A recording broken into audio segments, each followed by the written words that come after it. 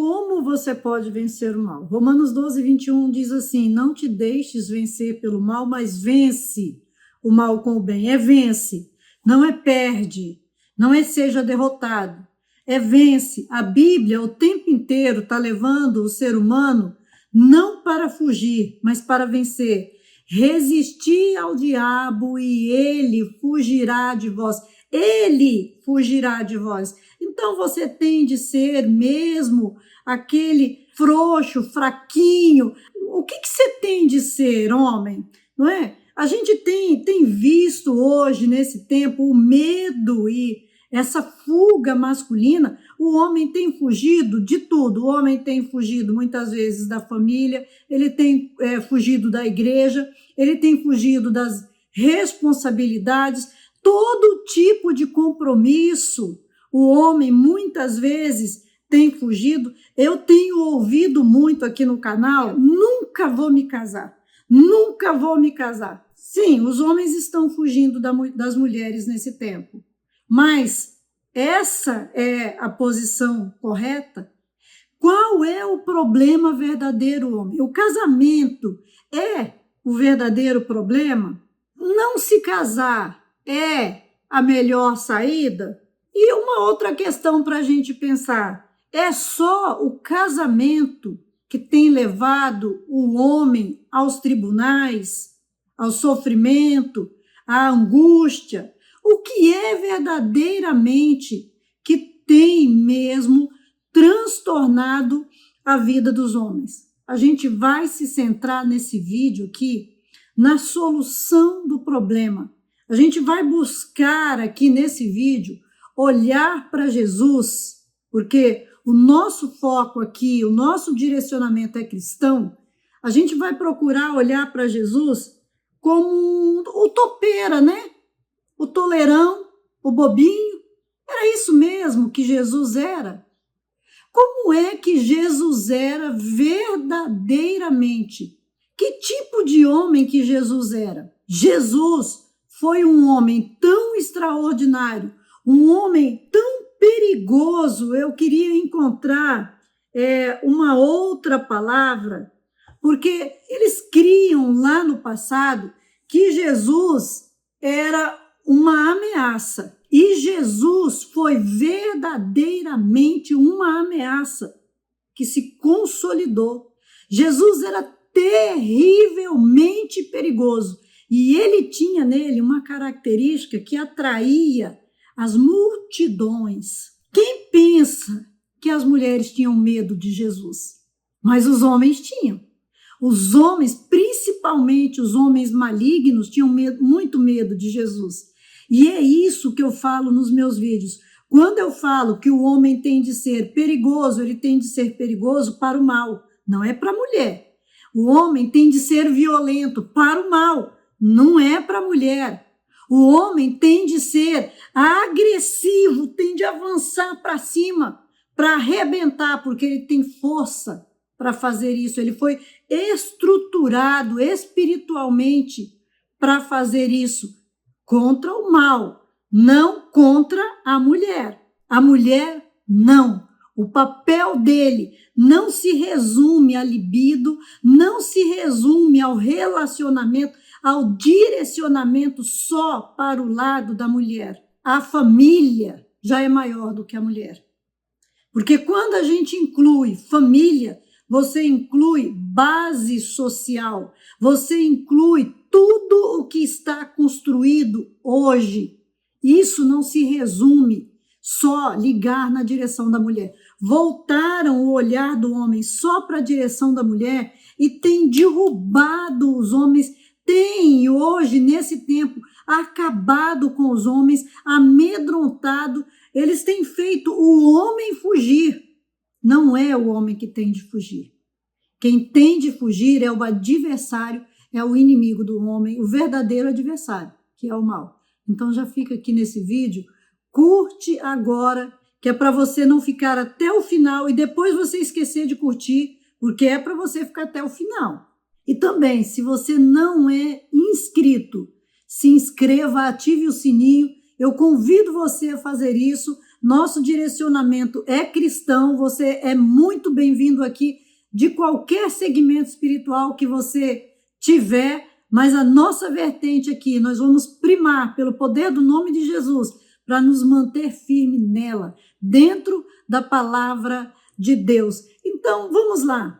Não, eu não vou casar, nunca vou casar. Casamento é maldição, os conservadores estão destruindo a sociedade. Epa, peraí, os conservadores não. Quem foi que criou o casamento e instituiu o casamento? Não foram os seres humanos. Foi a inteligência máxima do universo. Foi Deus. Deus é a inteligência máxima do universo. Eu creio que Deus sabe um tiquinho assim, né? A mais que nós, não é? E se ele criou o casamento, é porque o casamento é certo. O que nós estamos fazendo do casamento é que é errado. Então, vamos lá, vamos centrar em qual que é a solução do problema.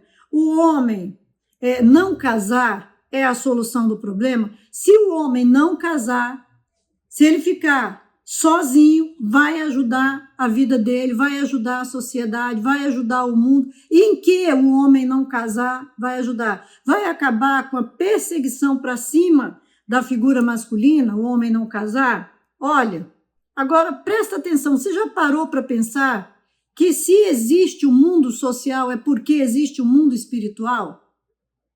Que existe um mundo espiritual? Você vive essa vida espiritual?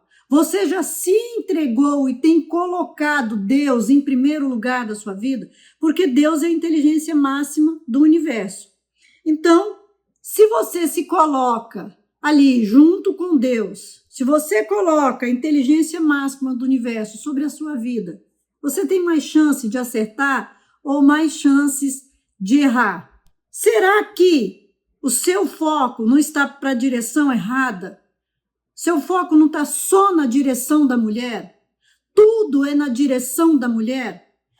Quando você vai pensar em casamento, você tem de pensar na mulher ou você tem de pensar em quem gerou a mulher, quem formou a mulher, quem instituiu o casamento? Porque, de repente, o seu olhar está indo na direção errada e você quer alcançar o foco certo, o resultado certo. Você vai no caminho errado e quer alcançar e chegar no lugar certo. Olha, falando de casamento, Jesus, lá no primeiro milagre dele, estava num casamento, estava nas bodas de Caná da Galileia. E aí o vinho acabou e a Maria, que alguns colocam como superior a Jesus, foi lá e chegou e falou assim: hein, ó, acabou o vinho aí, Jesus. E Jesus olhou para ela, o que Jesus falou para ela? Mulher, que tenho eu contigo? Sabe, ele era Deus, estava vazio de Deus, mas conhecia a ordem de Deus, conhecia a lei de Deus, conhecia para o que ele veio, o que ele tinha de fazer e não permitiu nenhuma interferência de ninguém nisso que ele tinha de fazer. E uma mulher interessante quis se colocar ali no meio dessas coisas e tentar torcer e manipular, não é, a circunstância. Jesus não permitiu. Jesus não era um tolo, não era um bobo, não era idiota. O homem tem de amar a mulher como Cristo amou a igreja. E em momento algum, Jesus abdicou de sua função para dar mais vez e mais voz a outro. Jesus colocou Deus em primeiro lugar na sua vida. 100% vazio de Deus, 100% na qualidade de homem, ele colocou Deus em primeiro lugar na sua vida. Então, esse é o primeiro direcionamento do homem. Vocês têm de entender, a ordem de Deus foi para vocês. São vocês que têm de agir para que tudo seja mudado. Não é a mulher que tem de mudar para que o mundo seja mudado. A ordem de Deus de dominar, de governar, de cuidar de todas as coisas foi para o homem. A nós, mulheres, só cabe, no mínimo, fazer o que eu tenho feito. tentar ajudar. É isso que cabe a nós, enquanto mulheres. O homem tem de ser bom, o homem tem de ser carinhoso, o homem tem de ser terno. Tem um monte de características que o homem tem de ter. E deixa eu falar uma coisa aqui. Mansidão, que é uma característica que se atribui muito a Jesus Cristo e que se erroneamente leva na direção do homem e se cobra dele dentro de casa, e ali a mulher põe um cabresto social no homem com essa falácia aí, da gente não entender coisas pequenas. Então, deixa eu falar, mansidão não é permissividade. Mansidão também não é passividade, sabe? A mansidão, ela tem esse quê de humildade, sim. Tem um quê de ternura, sim. Mas aquele que é manso, o homem que é manso, não tem de ser um tolerão. Mansidão é a característica mais forte, mais violenta do domínio próprio.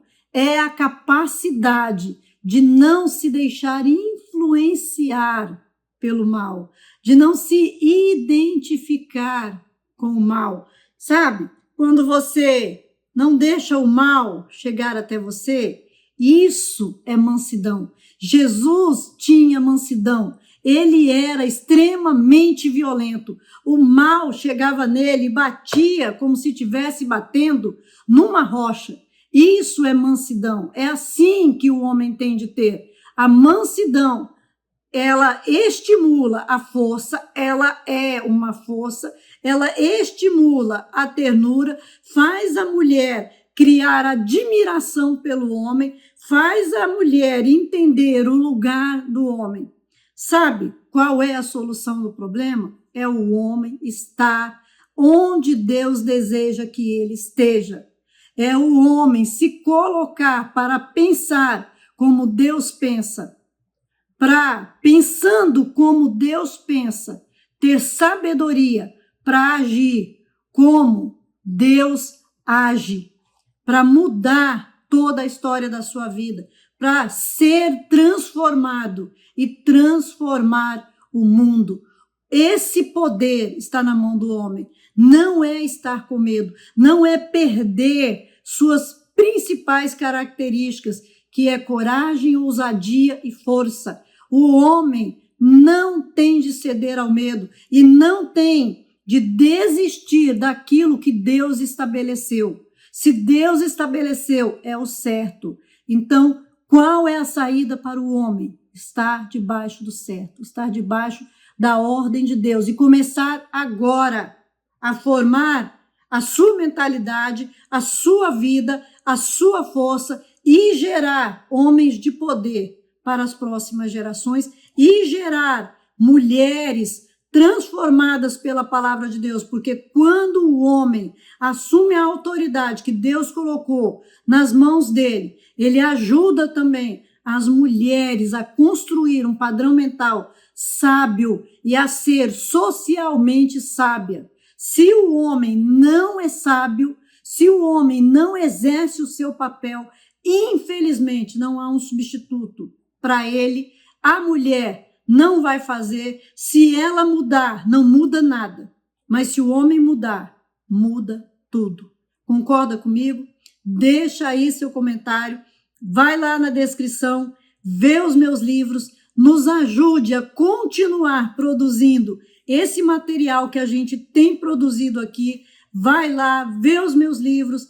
Eu tenho certeza que aquele material vai abençoar a sua vida, porque são livros poderosos. As características dos homens estão lá, as características da mulher também estão nesses livros. A força demoníaca que quer destruir a família e o passo a passo de como o inimigo foi montando uma estratégia para desmasculinizar, para destruir o homem e destruir, assim, o reino de Deus. Vai lá, que Deus abençoe e multiplique esse conhecimento no seu coração.